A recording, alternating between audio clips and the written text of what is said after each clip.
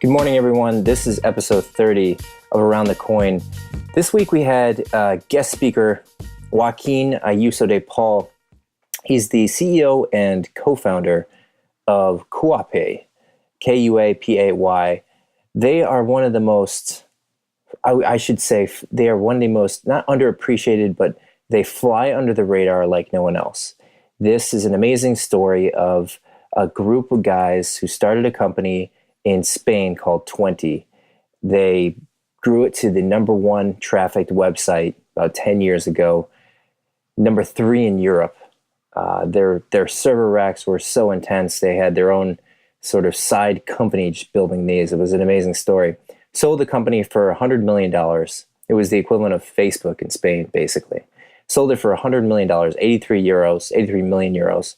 And they moved to Santa Monica to start a payments company.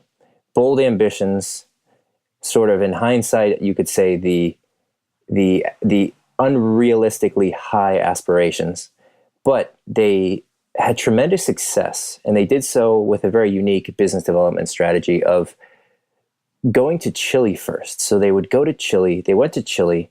They got advisors, investors in the country, and their acquisition of customers around gas stations, and he tells a tremendous story of him pitching, going through the process of selling Walmart and what went wrong there and what they learned from it. And coming out of this story, you just have such a unique approach to what you might do in a situation where, you know, you're considering, do I launch in California? Do I launch out throughout the States, or do I pick another country? And hearing Joaquin's perception of it really was remarkable. It changed my opinion on how I would approach payments, particularly peer-to-peer. Really interesting story. Amazing guy, amazing company. Wish him all the best, and hope you enjoy. Thanks.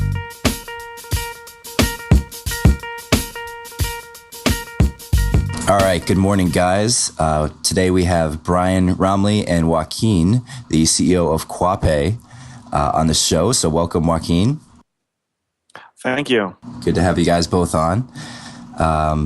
So with that said, Joaquin has run a company prior to Kuapay, very impressive, and some of the things that Kuapay is doing now is just phenomenal. So we're really excited to have him on and learn a bit more about his background, what Kuapay's done, and where Kuapay's going. So Joaquin, with that said, I won't hold you up. You want to tell us a little more on life? Yeah, absolutely. I was really, thank you for having me in this program, by the way. And I started back in 2005 when I graduated from computer science in Madrid.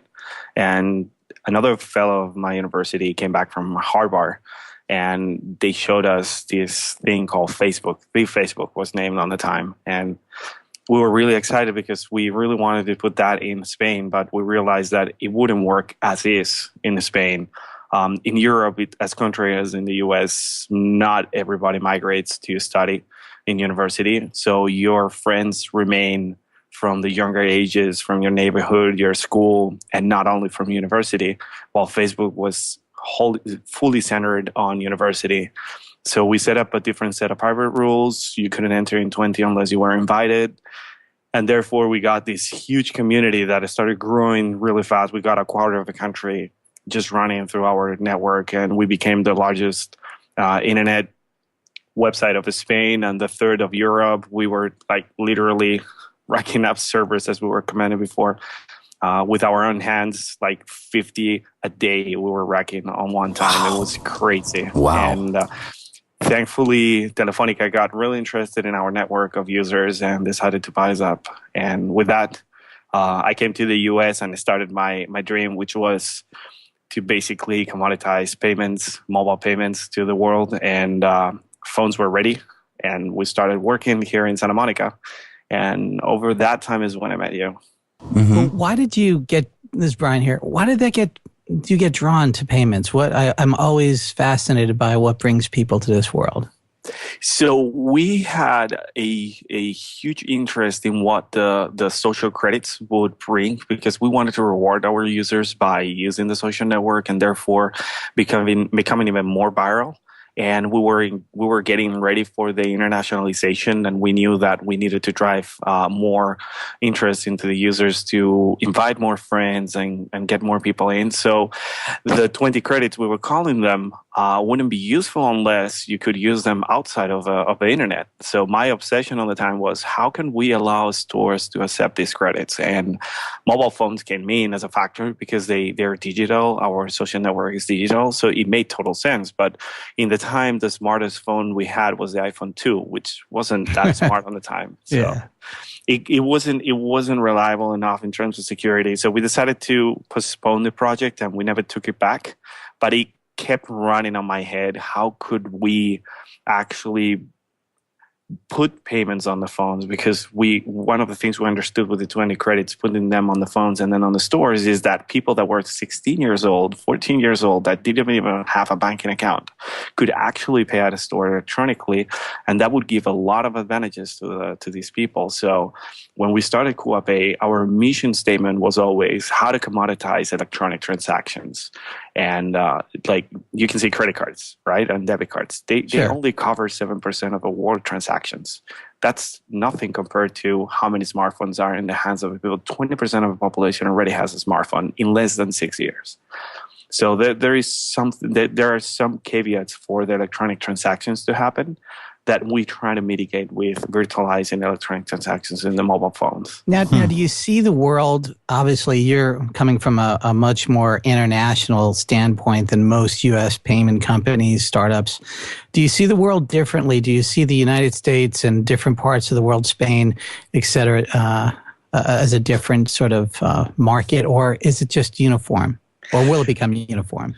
Well, the thing is that for credit cards and debit cards, they're not uniform. They're trying to make it uniform, but they're not. They have different regulations, different setups. Europe, like merchants on Europe, have more advantages for electronic transactions than American merchants, and the reason being is the fees that are over-regulated in one country but not regulated on the other one.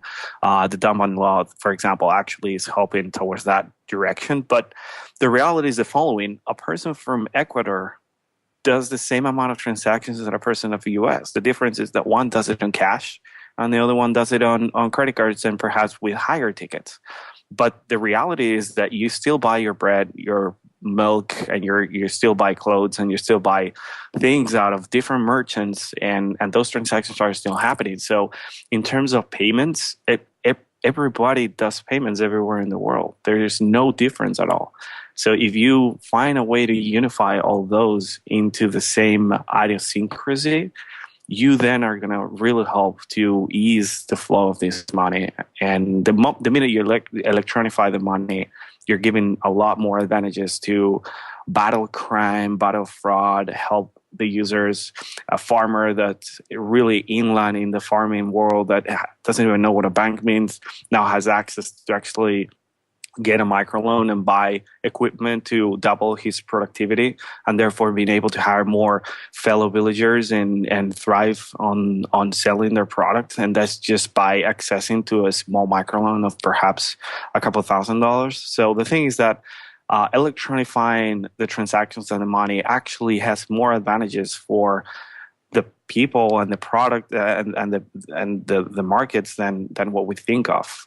U.S., for example, has still 40% of unbanked, and still 30% of the transactions are still not in cash, which is unimaginable in one of the most advanced payments country in the world, but that still happens. Let's dive into your technology, because I think that actually tells a really big story, because it's very unique from my perspective, the whole API all the way down to the POS integration.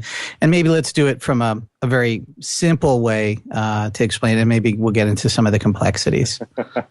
Absolutely. So when we started the business, we understood that the key factor here is security.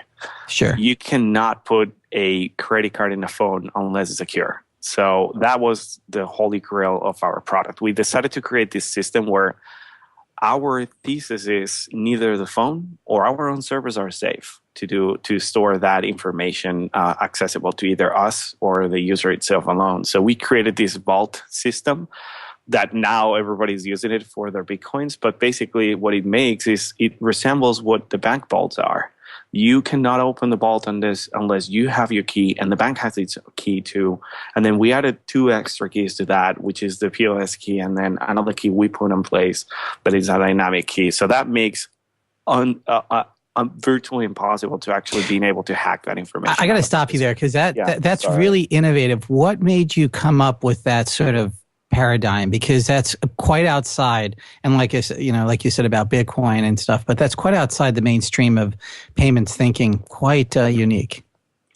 Well, the reason why we started thinking that way is that because when I was in 20, I actually angel invested in a little company here in Los Angeles. Reason why I came to Los Angeles, and in that company there was this person called Thomas Bushnell. He's one of the founders of the kernel.org.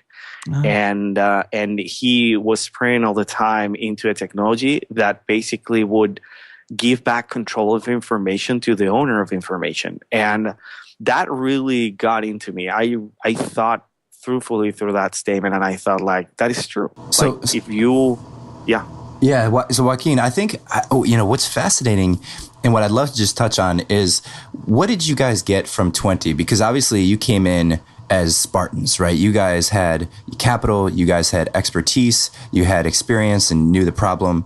Where did 20 end in terms of? What was the acquisition price? What did you guys take in terms of skills that you looked at? Obviously, handling massive amount of data and security seemed to be the team. But did you also bring the people that you had with 20? And sort of a third part to that is, why Santa Monica? Why Los Angeles? You said you knew a couple of people here? So let's just start from the first question. We sold 20 to Telefonica back in 2010 for around 83 million euros, which is over $100 million. That was the price tag for the company. After that, I came to the U.S. to Los Angeles to help this company I angel invested into to launch the product. It was already 1 year and a half, and they didn't have a product launch. So I came in. The other investors that I invested with asked me for help on that, and I came in and helped them launch the product. And when the product was launched, after a year, I basically came in and funded Kuapay. I thought it was time to go back to start my dream. And the expertise that I brought obviously was the experience of having a team from literally 4 that we started 20 to the 170 people that when I left the company. And I brought team members. I brought the QA guy from 20. I brought 3 other engineers to fund the company with me. And you moved everyone to Santa Monica from Spain, correct? Yes, exactly. We took the decision because of 2 reasons. The first one is Spain is not a really friendly ecosystem for startups. The over-regulations on the employment laws makes virtually impossible to hire employees and being able to fire them if you need so, because the startups, as you know, need to be flexible and they have a huge rotation. And if you don't have that rotation, then you get stuck with people that you don't want for your team, and that's a risk you get. When we started 20, it wasn't that bad. It started becoming worse after 2006, 2007, when we already started 20. And I realized that wasn't going to be a good market to start a startup. And then the economy on Spain plummeted by those years. So instead of coming back, we decided to stay here in Los Angeles and closer to Silicon Valley, where other payment startups we're also trying to start the payment business. And you always want to be close to other startups so that you know where the vibe is going and how is it going. Yeah. And then Joaquin, so tell us sort of where Kuapay is in terms of funding that you guys have raised. Maybe if you talk about customer numbers, or give us a general sense of the size and maybe the team. I think people would be generally surprised to learn how much you guys have done. It's quite amazing. So basically, we've raised a total of about $13 million to date, and it's been 3 years here in this office. We're 22 employees. We have an office in Santiago de Chile. We opened on the time an office in New York and another one in Madrid, but we closed them. It was from our origins. When we started, we wanted to thrive as a brand, Kuapay, B2C. And then we started realizing, as a Square did and Level Up did, is that B2C is really expensive. So we basically took the route of the B2B, and we started working with huge corporations in Latin America, and we already closed a couple of deals here in the US. So how that works is we're branding our technology and our platform for them to offer mobile payments to the customers. So to give you some numbers, let's say the country of Chile, today half of the gas stations of the entire country accept mobile payments with our technology. And wow, every that is day, incredible. a third of all the gas stations of the country. That is huge. Yeah, it is. It is huge. It's a massive scale. Nobody speaks about it because it's Latin America, but a third of those gas stations receive mobile payments every day. So that those numbers are not shown in any stats or any JP Morgan studies, because Latin America is not a market interesting enough. But the factor here is that you get that 1 out of every 3 gas stations of an entire country is receiving mobile payments every day. And that is a huge thing. What about the rest of them? When they're going to come aboard? It's just a matter of time? It's a matter of time. Actually, we signed an exclusivity deal with the largest brand. So once they agree to, we can go to the other ones. So it's not because they don't want to. It's because we have a contractual agreement with the company. But we expanded to Colombia, and we signed a deal with the largest petrol company of Colombia, where we're setting up 2,000 gas stations for them. That's a little bit less than half of the gas stations of the country, and that's going to also thrive with the same technology that in Chile, because the key is that we didn't change the hardware of the gas stations. We didn't change anything on the gas stations. Yet somebody that downloads the application that is branded is called Pago Click, sets up a card, can go to any of those gas stations and pay with their phone. Wow. That was the disruptive part. There's no hardware involved in the process. It's super easy, integratable. And it's only going to take us 3 months to set up the 2,000 gas stations. And the brilliance, and I've preached this for decades, the brilliance is that you didn't try to convince the consumer. You went to the actual merchant and solved a problem. And you went after the very large merchants and built a partnership where it made sense for them to deploy your technology. Yes. And that's in radical contrast to what we see in the United States with payment startups who have this sort of insular, I would almost have to say arrogant approach of, we don't need anybody, we don't need to partner with anybody. And unfortunately, there's a demise to that. So this is absolute brilliant approach. So now in those countries where you have that density, it's a no-brainer to move to groceries and other things, right? Are you looking at, the other major touch points that consumers see?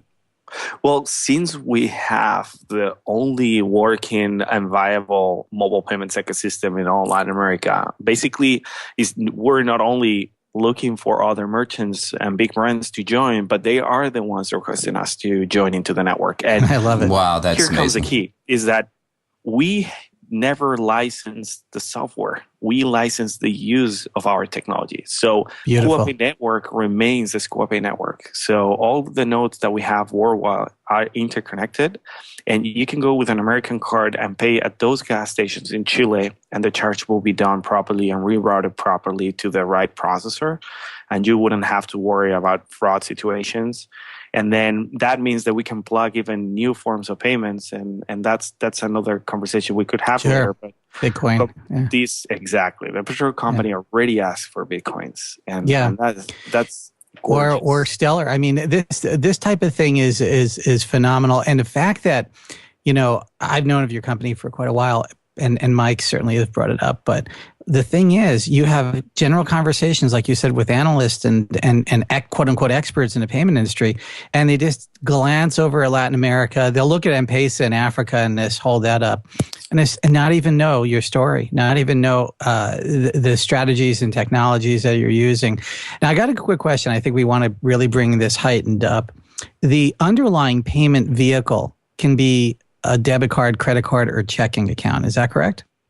Yeah, we probably have done something that nobody has done there, at least in Chile or in Colombia or Brazil or Argentina, which is we realized that the credit card rails in Latin America are really expensive. Okay, the brand rails. We're talking about Visa, MasterCard, and the big guys. And they're really expensive, and everybody realizes they're, including the banks. So we sat down, because the difference outside of Europe and the US in terms of the brands Visa, MasterCard, is that in the US and in Europe, they are completely blended with the largest banks, and therefore they control the market. But outside of the US and Europe, they don't. The largest banks can still decide what to do with the payments, and yet the brands cannot say anything. And that's one of the things that was amazing in Chile. The largest bank of the country, that holds half of the country as an account holder, we're talking 7 million account holders. Wow. They already integrated their platform, their system, their banking infrastructure into our network. So if you download the app and you happen to have a bank account with this bank, you basically can pay directly from your bank account as a direct debit, not going through any other network but ours. And at a fraction of the cost, is a flat fee compared to the credit cards brand transactions. So that is the disruptive part. That is where the network plays a role in the payments ecosystem. Now, that's the merchant side. How does the consumer see it? Are there benefits, bonuses, miles, affiliate programs, things like that? Yes, and that's the other beauty, is that we realized together with this petrol company that payments themselves wouldn't lure the users to actually use the mobile phones, and the petrol company wants mobile payments because of data. Let's face it. Sure, mobile payments bring a ton more data than what a normal payment would give. So we partnered with the largest airline of the country, LAN Airlines, which happens to be one of the largest airlines of Latin America. They just bought TAM, the Brazilian airline. So we integrated their authorization system of air miles, and we can give air miles to anybody we want in the Kuapay network, including U.S. citizens. Wow! And what we're doing is we did it with Kuapay in a fashion way that you get your miles through Kuapay, through PagoClick directly, not having to slide a second card for the miles program. Everything is completely binary. You can see your balance, and Kuapay now is doing, the petrol company is doing huge campaigns, doubling the miles, tripling the miles. I love it. On your label. It's beautiful. Wow. This is a complete understanding of consumer behavior. Now, how can you see that expanding to other markets? Like, to me, my instinctual next level is to go to the grocery stores and things like that, because these are staple payments that are really important. Now, do you see the airlines wanting to share in that, or do you imagine, if you can talk about it, what other loyalty benefits that could be combined into this that just make it irresistible to the consumer? Well, the key factor of us is that, and this is something that the brands are starting to understand from mobile payments, is that, for example, this petrol company in Chile, when a user downloads the application and sets up their credit card, they are already a customer of Kuapay without paying at a gas station yet. That means that they become customers before paying. Yes. The sales life cycle of a brand usually starts as a customer when they pay. And then they start the loyalty program. They start these programs. The customers of this petrol company become customers before paying, getting them into this loyalty system of points and miles, and then getting them to pay. So now the brands in Chile are understanding this. We get the major brands. For example, we're setting up as a first step the major parking infrastructures of all the malls of Chile. Malls are huge in Chile. Yeah, very big. And that makes sense, because from the car, you're going to be able to pay your gas, the parking, and then we're growing up because the malls are owned by the largest retail groups of Chile. So we're scaling up in those groups and getting educated the users towards what mobile payments means and how they work. And there has been tries in Chile for mobile payments before. Walmart Chile started a partnership with us. I was going to ask you. That technology, and they basically hired another company to do it for them, and that was an awful situation. Well, can you go into that without? I don't want to embarrass anybody, but I'm just confused by that. Was it really what it seems to be on the surface, where they just kind of looked at what you did and said, "Okay, we'll do it ourselves"? Or the build versus buy. That's the scary part in companies like Walmart, right? Is they actually could do it themselves. And it's usually done very badly, I might add, every time they try that. But we started working with them with their labs in Chile. We integrated their point of sale solution. So it actually was a solution that was just months away to get in the stores. And all of a sudden, they got these complaints from the US that they needed to do this RFP and they needed to allow other players to run into the same project. So they created this RFP based on what we did with them. And all of a sudden, they decided to go. The RFP was won by a company. I'm not going to put names here, but by a company whose budget was 5 times larger than the budget we offered on the RFP. So it was an awful situation.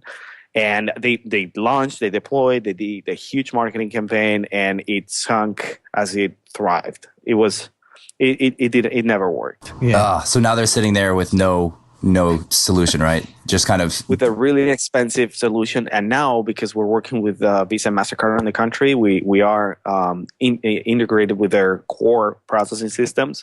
If they want to do Visa and MasterCard, they'll have to either go with NFC, which it's a doubt that everybody has, or integrate with our technology anyway. So I know they'll be back. There's no doubt about it. So Joaquin, one thing I think that would be interesting to people as they kind of grow out their own startups or working in other companies is your decision to go to Chile and to go to Latin America. Certainly, I could see the advantage, coming from a Latin American country or Spain yourself. But what was the decision, and what was your big advantage that you guys had, other than speaking Spanish? Was there key connections, or was there some? Because it's a very big move, and it's very different than most other startups, where you'll actually start in a country outside of the one that you're in, right? You guys, while you're in America, from what I take it, it doesn't seem to be a core focus, as opposed to seem to get Latin America, understand your acquisition, get density there, and then probably bring it back to the States. So that's exactly what we did. Mm-hmm. Brilliant. So So it really was. Yeah, what was it? I mean, it really was just focusing on a small area and dominate in that area, and then bring it back into larger population centers. Was it a lot of trips back and forth? The competition of payments is huge. The competition there are today about 180 startups regarding payments. Oh yeah, like at any level. Probably more than that in my analysis, but you don't even want to know the count. It's crazy. So when we started here in March of 2000, we started in January 2011. In March, Google Wallet was launched. Yeah. So we understood that if we really wanted to really get a prototype running and get it running here in the US with big brands as we wanted to go originally from the very beginning, it was never going to happen here. Especially we were foreigners. We didn't have connections yet. We were establishing our network in Santa Monica, and Santa Monica was not yet a thriving startup ecosystem. I remember there was no accelerator. The first one that came in was Marker Labs, and they are our advisors, because the minute I learned they were here, I went like, hey, we're a startup too. So we bonded really well with them. The reason why we went to Chile is because they're on the same time schedule. When we picked Chile for a specific reason, is their banking infrastructure is so similar to the US. Their regulations are copied from the US. Their unbanked numbers are similar to the US. They only have about 38% of unbanked people. So the thing is that, and their technology is way more advanced than the rest of the region. So if we wanted really to try our technology, go back to Spain and get big brands running with us, we needed to go outside of the US, and Chile was our choice. One of the founders is Chilean, which helped a little bit, but she was out of Chile a long ago, so she didn't have connections. But we managed to connect with the right people. We made them advisors of the company. We let them invest a little bit in the company, and that led us to some bigger companies that really helped us to do the pilots, including Walmart Chile. Walmart Chile was one of the original starting points on Chile. So that was a good step. Would I do it again? I don't know. It was a crazy decision out of the box, because founders would sat down in the office looking at the ocean. By the way, Mike, you didn't mention that. Yes, I know, it is beautiful. And, a big influence.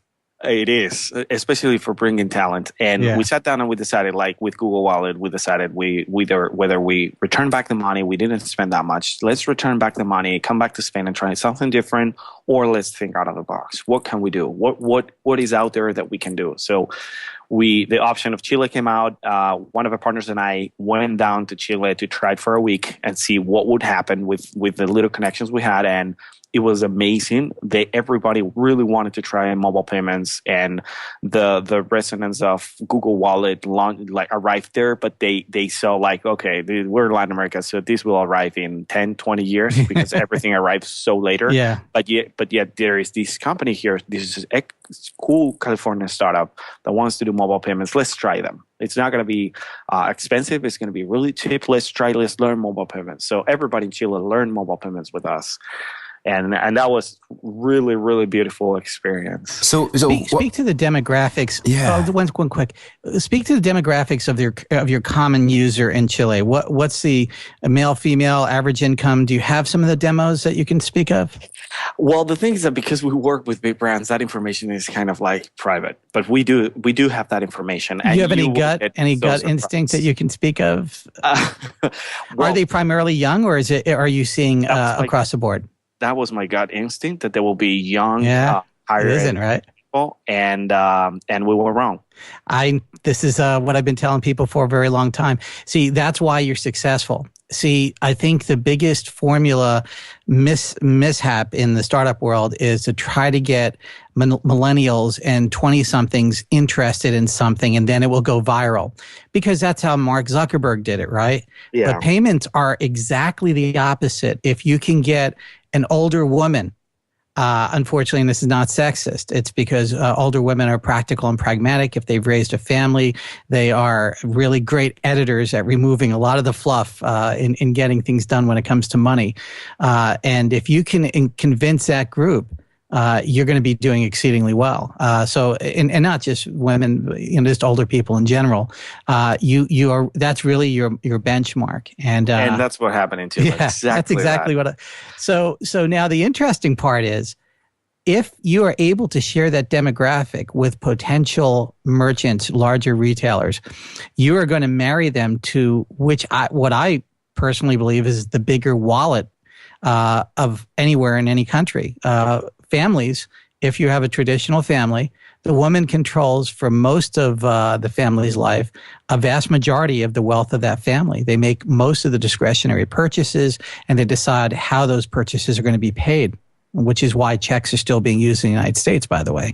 As much as us payment startup geeks would like to see everybody, beam money across the world, women still have checkbooks in their purses, and their purses aren't going away anytime soon. So yeah, absolutely. This is going to be interesting. Now, what you're already in other parts of Latin America. Can you speak of other steps you're taking, other regions? Yeah, so we're starting in Colombia now. Okay. And we're setting up those gas stations. We've done some pilots in Panama, and we already are working with utility companies from Chile and from Brazil. But those are experiments that we're doing with them. Again, mobile payments is about learning. It's a really tough experience for the big corporations. And let's face it, big corporations are the same in the US, in Asia, in Latin America, and Europe. And the reason being is because the top executives come from the very same schools. So you get these.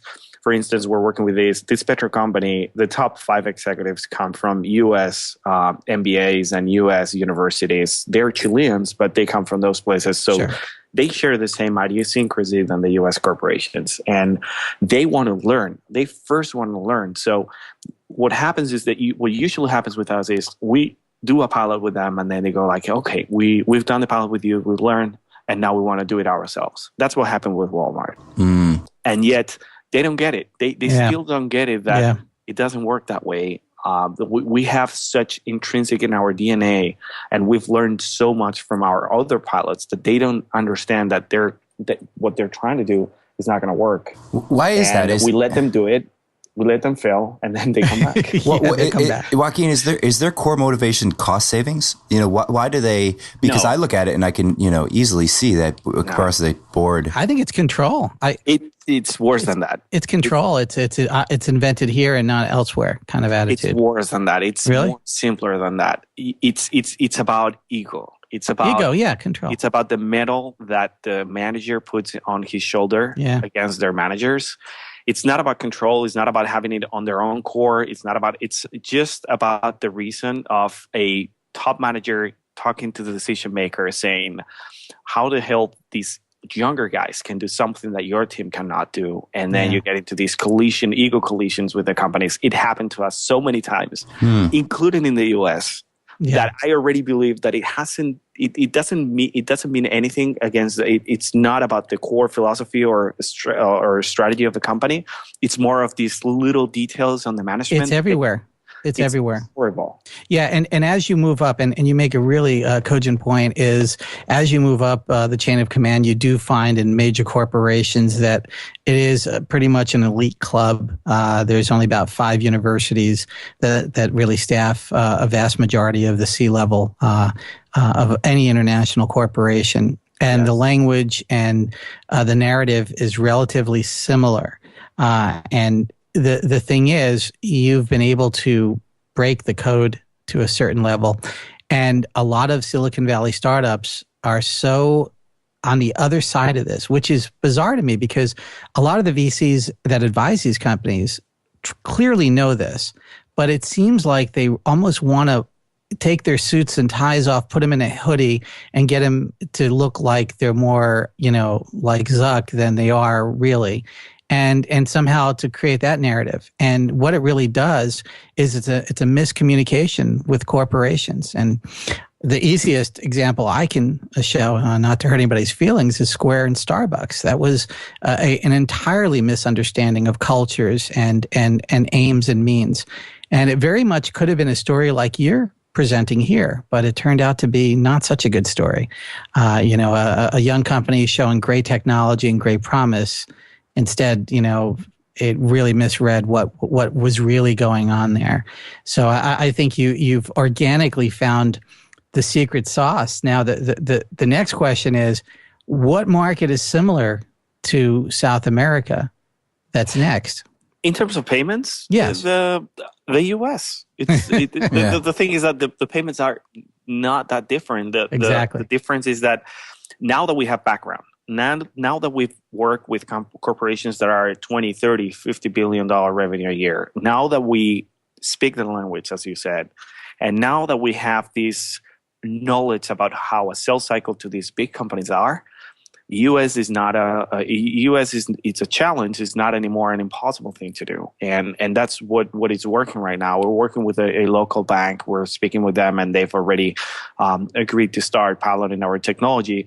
And the thing is that once you have that background and you can demonstrate and speak their language, put them success stories, things are much easier. The problem is when you're a startup, you don't have any success case, and somebody has to bet on you, and a big manager has to bet on your technology. Especially on payments, that's not going to happen. I mean, they have these safe bets, which are FIS or even Paydiant that have been already in the market for a long time.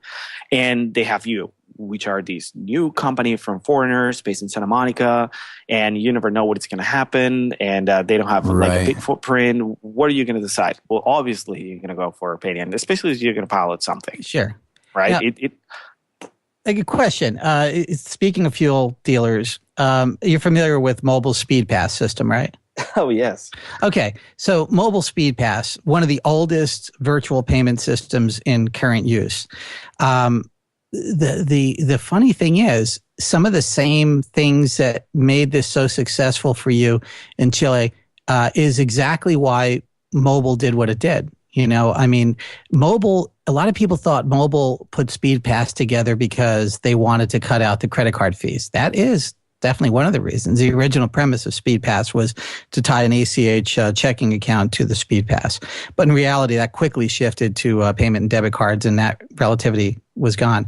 The reason why it existed and why it exists still today and is still extremely popular is psychodemographics. And nobody in the petroleum industry really broke that code. I mean, others sort of tested it and piloted it, but because of the management transformations and executive movements, et cetera, within a lot of these companies, they never really got the traction mobile did. And so there's an ample opportunity to take what you've done in the South and bring it north, especially in that region. We're doing it. We already have 10 gas stations here in Los Angeles that we started. I love it. Acquiring from every brand, including mobile. And you know what happened on the mobile gas station? We've already doubled the amount of purchases that our customers do against the Speed Plus guys. I love it. See, and that's because there is a much more preeminent connection to their life, their phone, whereas a Speed Pass is a dongle on your key ring, if at all. And of course, the problem with Speed Pass is once the encryption was cracked, it wasn't so speedy anymore. You had to put in your zip code. The original Speed Pass was really quite interesting. You would just go up to it, the horse would light up red, and you were gone. There was no other interaction. But now you have this extra sort of pin, if you will, which is your zip code, and it slowed the process down to almost about the speed of a credit card. So it became irrelevant. Exactly. With our technology here in the U.S., we're trying. One of the things that we do here in the U.S. is that we have merchants and gas stations because we try the new things here first before we basically cater them to our customers in Latin America. And we've come up with a really neat solution that you open your application, your Kuapay application in a gas station that works with our technology and automatically brings the pump menu to your screen. So you can enable the pump from your phone without touching the pump. And then you can pour gas and leave. And Joaquin, I was just going to ask Joaquin, a lot of the listeners, I try to put it in a frame of reference for what would be valuable.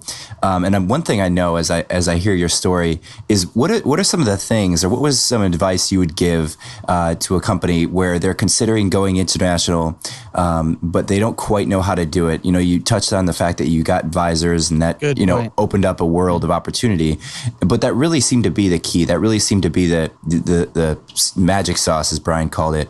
But if you were to give advice is to companies, not even necessarily in payments, but any company that is thinking about going down to another country, kind of building a system there that's working, and then take it back to the States, what are the steps that you look at, or what are some of the things that you guys did? Well, first off, on the siege of countries that you want to go to, even to try something, the first thing you need to do is go to a country that is culturally similar to your culture. Sure. Right. The reason why I was comfortable in the U.S. is because half of our 20 team back in Spain was Americans, were U.S. citizens and engineers that we were bringing in. One of them, our CTO, was actually one of the first Zuckerberg employees. And the thing is that you need to go to places that you culturally feel keen with, because if not, you're going to collide so badly with a wall.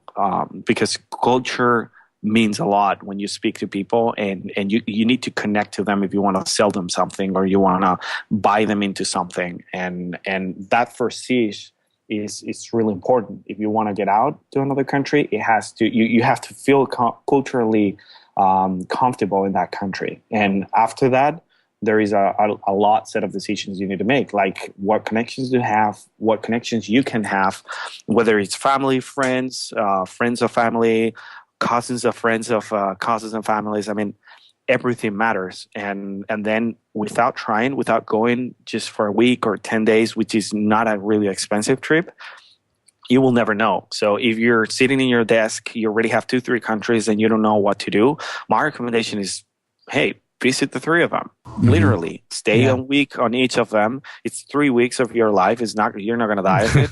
And you're going to see it with your own eyes, because whatever you don't touch, see, or hear, it's not gonna work.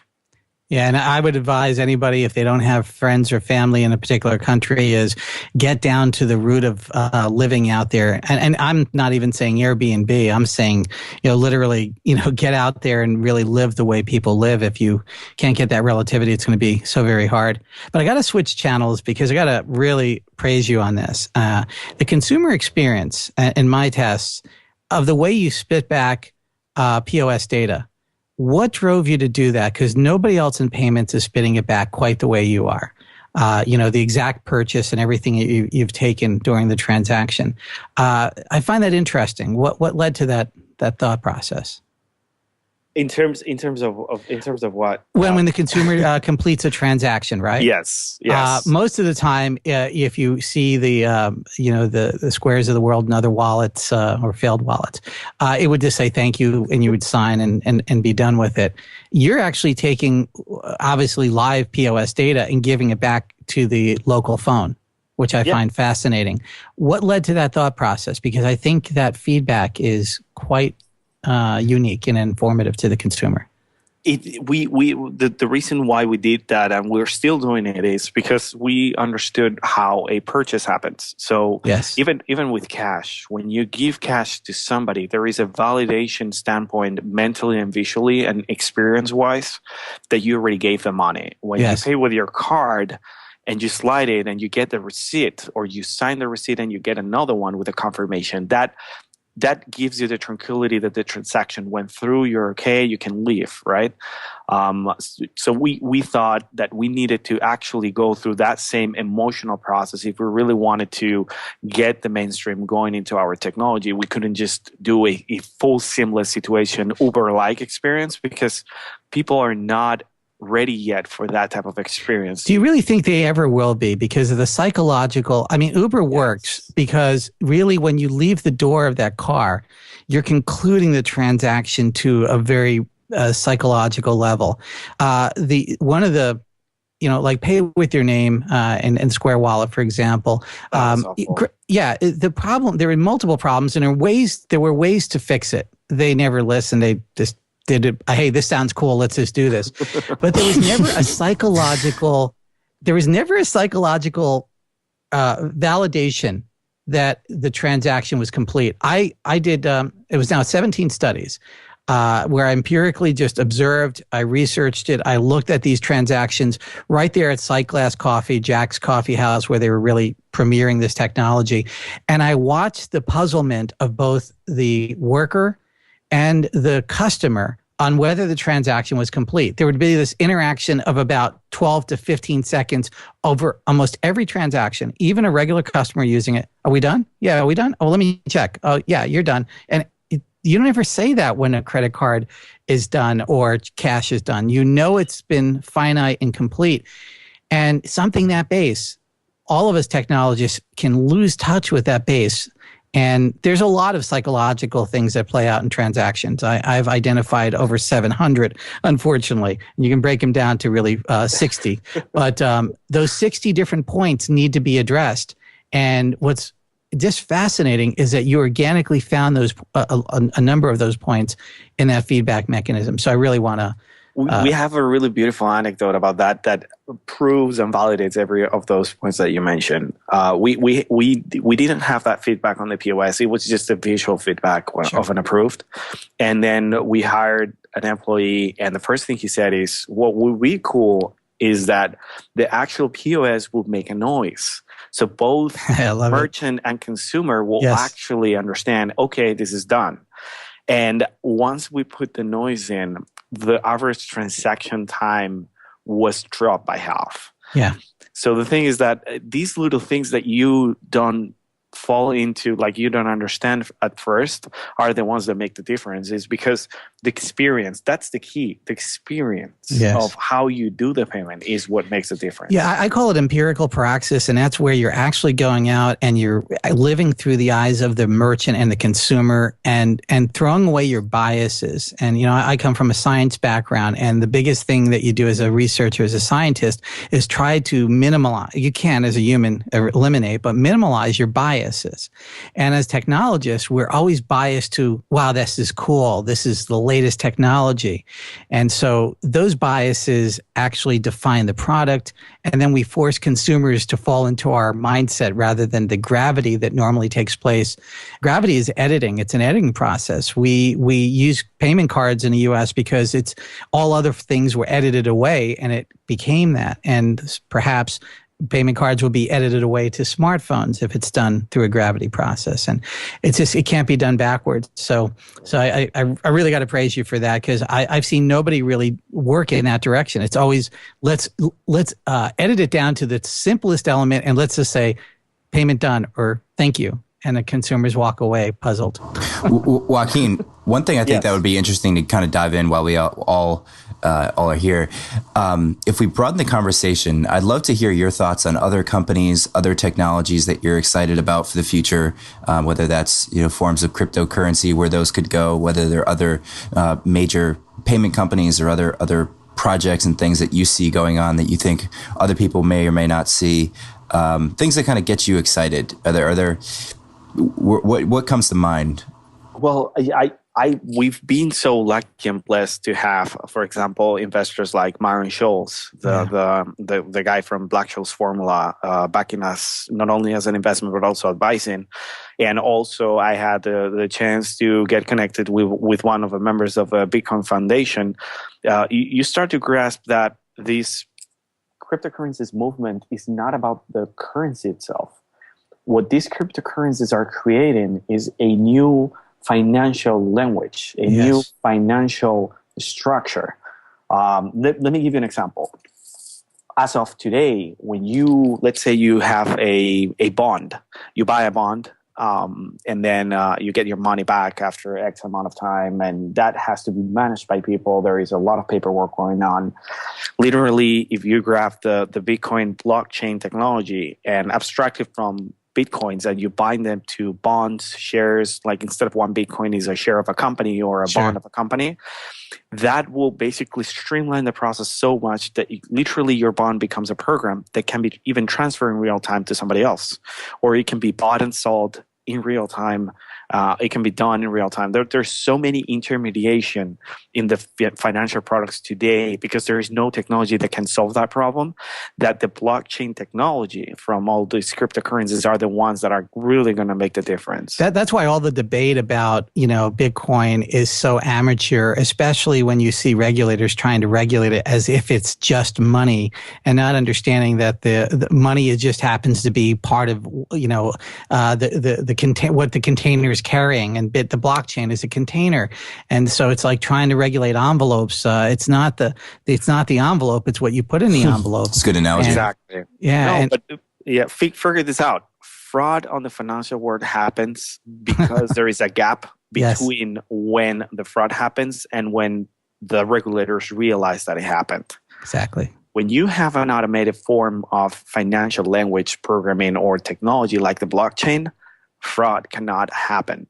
You cannot get somebody sneaking out money out of the system until somebody realizes, and it's already in Barbados. Let's see if you can retrieve it back. Try to get it back, yeah. Exactly. So, and the beauty of a technology like the blockchain is that you can account for every single dollar in the financial system. And everybody gets to see it. Track it. Exactly. Everybody sees it. It's unlike anything we've ever experienced other than when we were small clans and communities. And this is what really it's reflecting, if you look back in human culture and history, is that we all knew everybody in our society and we could trust them because everything was out in the open. We lived in the same caves.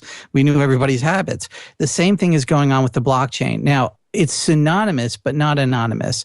And in a thing like a bond, it's synonymous, but it can be made personalized just by the virtue of the owner saying, oh, yes, look at me, it's mine. I have the private key. And that gives so much power to the individual.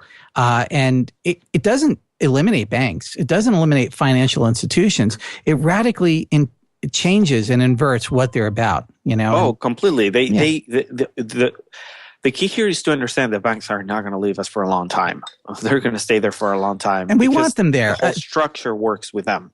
The whole economical structure are based on them. So there is no way that we can disintermediate them or move them out. And they do a pretty good job on holding the money of the people. Maybe holding it too much, but I never said letting it go. I said but the bank represents trust, and you don't want to give your grandma a system that doesn't absolutely give her the level of trust that she's had before.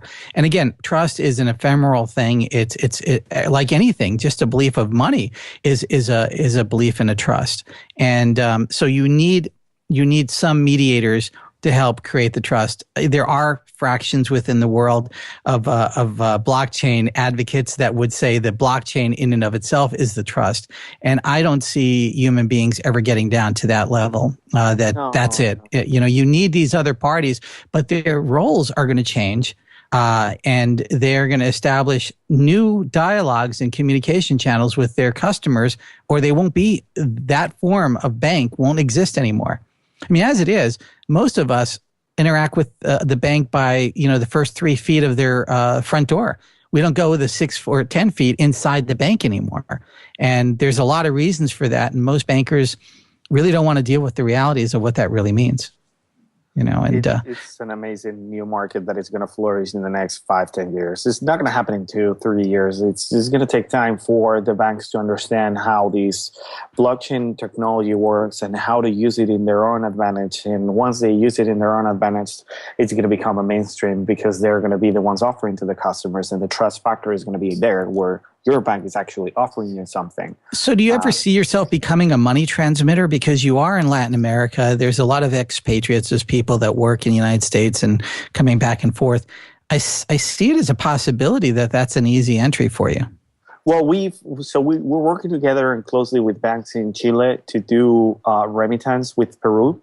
And they also have banking licenses in the U.S., so we're looking into doing also with the U.S. Speaking with this Bitcoin Foundation guy, we also realized that the international remittance can be also done with the Bitcoins, as long as there is a market of Bitcoins in both countries, and people willing to buy Bitcoins in the national currency.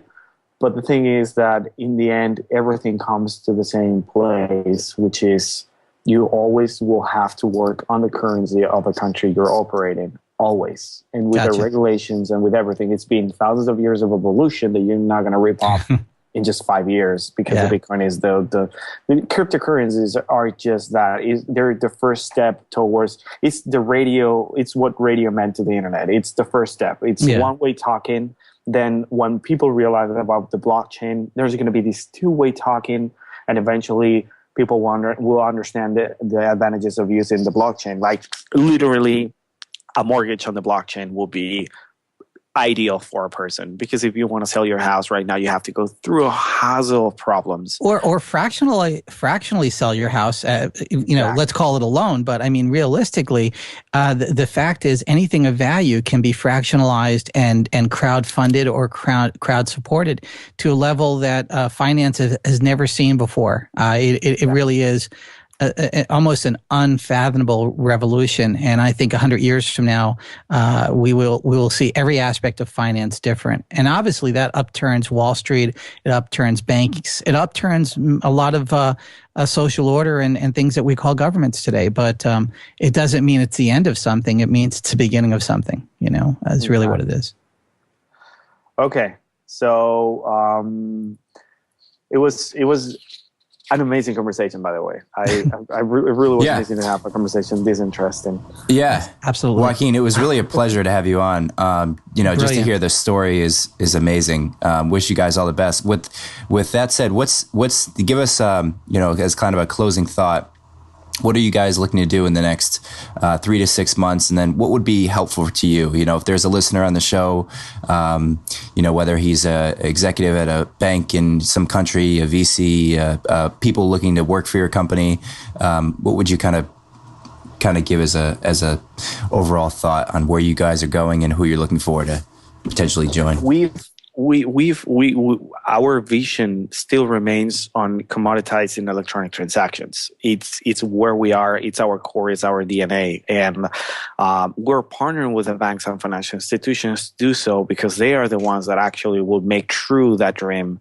And the thing is that when you see these executives thinking about what solution can I bring to my customers that can empower them and can give me more information out of them, can communicate with them better, and can ease their life inside my store, mobile payments is going to be one of the conversations they should definitely have, and we would love to be part of that conversation based on all the knowledge that we acquire in the last 3 years, not only in the U.S. but also in the international ecosystem, and we come back with a small background, but enough to be part of that conversation, right? Mm-hmm. Amazing. Absolutely amazing. Beautiful stuff, Joaquin. Really appreciate your time and best of luck. Yeah, incredible show. And I know we're going to hear a lot more about this company very, very soon. Incredible show, Mike. I really love it. All right. Take care, Joaquin. We'll talk to you soon. Take care. Thank you, guys. Bye. Thank you. Bye.